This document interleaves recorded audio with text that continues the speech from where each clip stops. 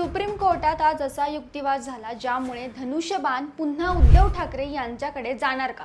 कपिल सिब्बल यांनी न्यायालयात मांडलेले काही मुद्दे ऐकून सरन्यायाधीशांनीही महत्त्वाचे प्रश्न विचारले। तर आजच्या सुनावणीत नेमकं काय घडलं आणि या घटल्याचा महाराष्ट्राच्या राजकारणावर काय परिणाम होऊ शकतो, चला सविस्तर जाणून घेऊया। नमस्कार, मी प्राजक्ता आणि तुम्ही पाहत आहात मराठी मंडळी। आज सर्वोच्च न्यायालयात शिवसेना पक्ष आणि धनुष्यबाण चिन्हाच्या वादावर पुन्हा एकदा महत्त्वाची सुनावणी झाली।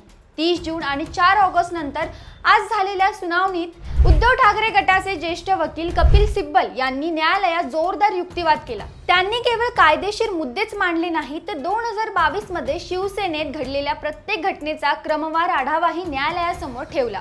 कपिल सिब्बल यांनी सुरुवातीला स्पष्ट सांगितले की शिवसेने संस्थापक बाळासाहेब ठाकरे होते आणि त्यांच्या निधनानंतर उद्धव ठाकरे यांनी पक्षाची सूत्रे स्वीकारली।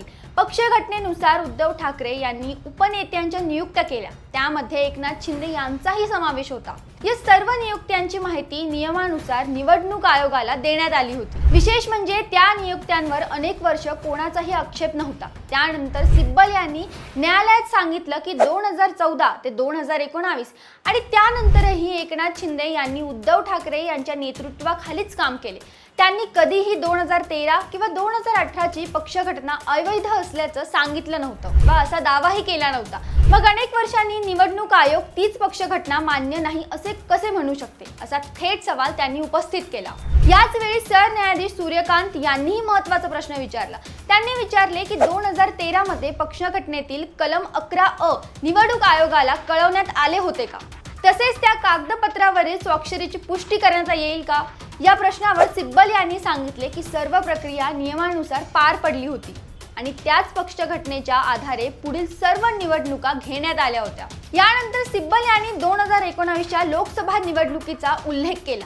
त्यांनी सांगितलं की उद्धव ठाकरे यांच्या नेतृत्वाखाली शिवसेनेने 18 जागा जिंकल्या। त्या काळात ना निवडणूक आयोगाने, ना एकनाथ शिंदे यांनी, ना इतर कोणत्याही नेत्याने पक्ष घटनेवर आक्षेप घेतला। मग 2022 नंतर अचानक तीच पक्ष घटना अवैध कशी ठरू शकते, हा त्यांचा मुख्य मुद्दा होता। यानंतर चर्चा वळली जून 2022 मधील राजकीय घडामोडींवर।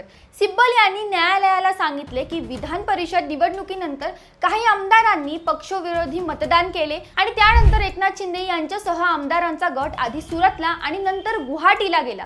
हे सर्वजण एकाच हॉटेलमध्ये थांबले होते। हा केवळ योगायोग नसून पूर्वनियोजित घटनाक्रम होता, असा दावा त्यांनी केला।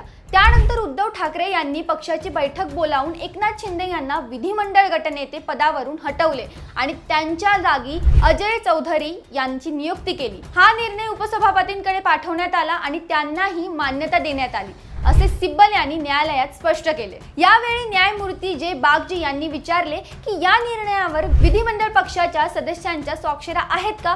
त्यावर कपिल सिब्बल यांनी उत्तर दिले की अशा निर्णयासाठी सदस्यांच्या स्वाक्षऱ्यांची गरज नसते।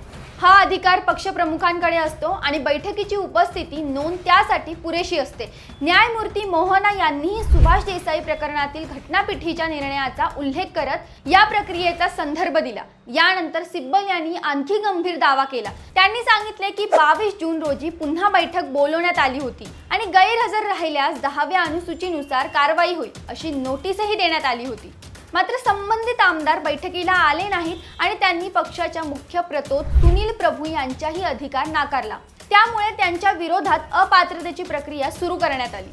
याच दरम्यान सरन्यायाधीश सूर्यकांत यांनी एक अत्यंत महत्त्वाचे निरीक्षण नोंदवले। त्यांनी म्हटले की आमदार राजकीय पक्षाच्या नेत्यांना हटवू शकत नाही, तसेच 31 आमदारांचा एकत्रित निर्णय हा स्वयंइच्छिक कृतीचा पुरावा असल्याचेही त्यांनी नमूद केले। या निरीक्षणामुळे न्यायालयातील वातावरण आणखी गंभीर झाले। यावर कपिल सिब्बल यांनी म्हटले की हे म्हणजे स्वच्छ पक्षाचे सदस्य सोडवण्यासारखे आहे। या संपूर्ण घटनामुळे उद्धव ठाकरे यांचे सरकार कोसळले आणि एकनाथ शिंदे मुख्यमंत्री झाले।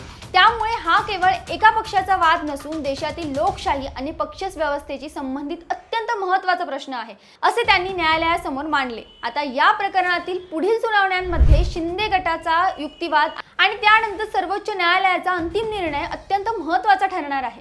कारण या निर्णयावर केवळ धनुष्यबाण चिन्हाचे भवितव्यच नाही तर राजकीय पक्षातील फूट, पक्षघटना आणि निवडणूक आयोगाच्या अधिकारांची मर्यादा यावरही मोठा न्यायनिवाडा होऊ शकतो।